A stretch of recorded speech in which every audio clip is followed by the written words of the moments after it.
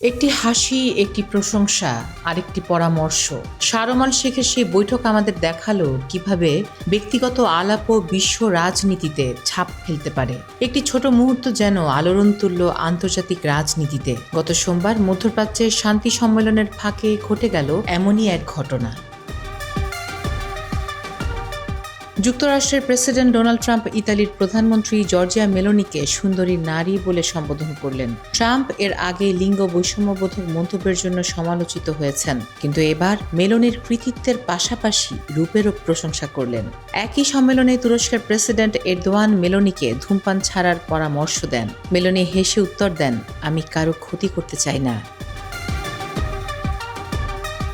Meloni কেবল তার রূপের জন্য নয়, দক্ষ রাজনৈতিক নেতৃত্বের জন্য প্রশংসিত হলেন।